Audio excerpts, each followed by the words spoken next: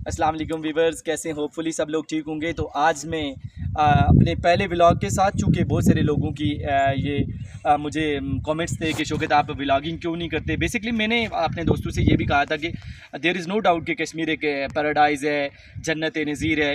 इसके लिए तो मैं कहता हूँ एक किताब लिखी जा सकती है कश्मीर और उसकी ब्यूटी के लिए। आप बेशुमार बोल सकते हैं। लेकिन बदकिस्मती ये है कि मैंने अपनी पहली वीडियो के अंदर कहा था कि चूँकि मैं ऐसा यूट्यूबर नहीं हूँ कि जो मैं आएँ बाएँ की बातें करूँगा, मुझे फैक्ट्स एंड फिगर्स मिलने दें। मैं एक दिन देवी गली के यहाँ भी गया, वहाँ जगह देखी। देयर इज़ नो डाउट कि one of the best place है वो as far as beauty concern. लेकिन मैंने देखा कि बदकिस्मती ये है कि कोई काम भी नहीं हुआ होता। इस दफ़ा मैं अपने जंगल के अंदर मौजूद हूँ और मेरे साथ मेरे एक दोस्त मौजूद है बिलाल। मैं उनसे भी गुफ्तगू करने की कोशिश करूँगा। मेन वजह ये है कि यहाँ फैक्ट्स एंड फिगर्स होते नहीं हैं। जहाँ हमारे पास ब्यूटी को एक्सप्लोर करने के लिए ऐसा ब्यूटी तो है, एक्सप्लोर किया नहीं जाता। मीनवाइल काम हुए नहीं होते। जैसे आप कहीं चले जाएं, अब जगह तो हमारे पास बेशुमार होती हैं, लेकिन अनफॉर्चुनेटली इस ब्यूटी के ऊपर वर्क नहीं किया गया। बेसिकली एक गॉड गिफ्टेड कश्मीर है, हमें इसके ऊपर वर्क करते तो डेफिनेटली हम भी अर्निंग के लिए जाते। मीनवाइल ये जिस जगह मैं मौजूद हूँ, ये मेरे साथ ही कब्रिस्तान है।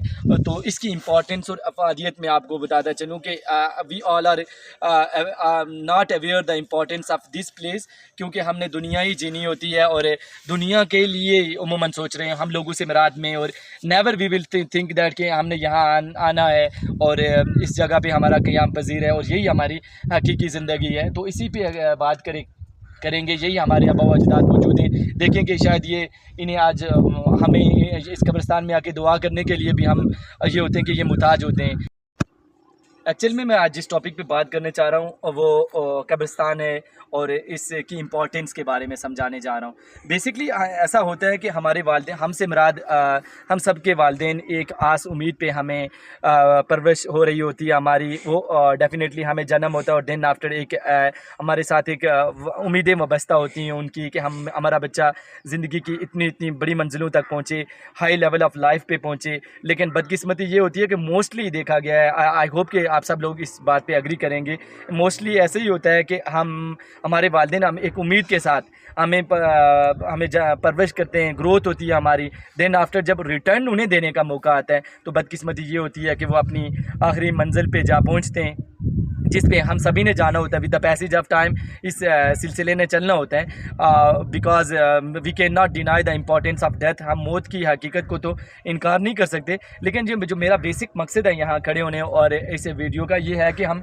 जैसे ही कब्रिस्तान पे आते हैं, हमारे वालिदैन अगर हमें उन्हें दुनिया में कुछ रिटर्न नहीं कर सकते, चूँकि मरने वाले को दुनिया में अगर आप उसकी खिदमत नहीं कर सकते या अगर उनके साथ आपने जस्टिस नहीं किया होता है, और अगर आपके वालिदैन हैं, आप किसी ट्रायल्स ट्रिबुलेशन से गुजर रहे थे, ट्रायल्स ट्रिबुलेशन से गुजरते हुए अगर आप अपने वालिदैन तक उस तरह की उनकी खिदमत नहीं कर सके, ऑफनली ऐसे ही होता है, इंक्लूडिंग मी, ऐसे ही है, हम सब होते हैं कि हम उस तरह से अपने वालिदैन की खिदमत नहीं कर पाते। लेकिन एक्चुअल में ये भी कहा गया कि मरने वाले को दुनिया में आप कुछ भी कर रहे हैं, आप लॉयर बन गए हैं, आप इंजीनियर हैं, आप डॉक्टर हैं, आपकी इस डिग्री या आपकी इस दुनिया से इवन दैट आप बहुत अच्छे भी हैं, बहुत अच्छा नाम भी कमाया है, तो इस दुनिया में आप मरने वाले को आपका इससे कोई बेनिफिट नहीं है, सिवाय इसका कि कोई अगर अच्छे अल्फाज में उनको याद कर रहा है, आप अपने वालिदैन को याद कर रहे हैं, तो एटलीस्ट उनकी रूह को तस्कीन होती है। मीनवाइल ये होता है कि अगर हम दुनिया में अपने वालिदैन को कुछ नहीं लुटा सके, अपने एसेंटर्स को नहीं लुटा सके, इससे मुराद ये होती है कि हमें अपने एसेंटर्स के लिए अगर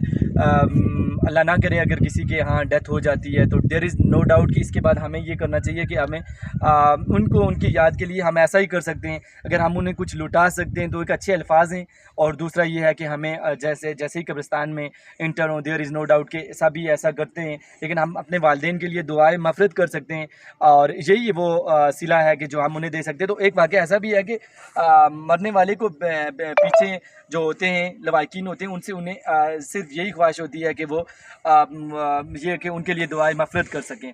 चूँकि कब्र में देयर इज़ नो डाउट कि आपका अपना एक सगा रिलेशन है, इवन दैट कि आपकी इन्फ्लेक्चुएशन जिसे आप औलाद कहते हैं, वो उसने भी साथ नहीं देना होता है, और दुनिया की कोई चीज़ आपके साथ जाने वाली होती नहीं है। एल्स योर फेथ, जो आपका ईमान होता है और जो आपके अमाल होते हैं, वही आपके साथ जाते हैं। तो मरने वाले को चाहिए होता है कि उसके लिए दुआएं मफ़रत की जाए। और अगर हम कुछ लौटा सकते हैं अपने वालिदैन को, अपने बुज़ुर्गों को और अपने जाने वालों को, अपने चाहने वालों और जाने वालों को जो दुनिया छोड़ चुके होते हैं, तो दुआ होती है। तो दुआ करना ना भूलिएगा कभी भी।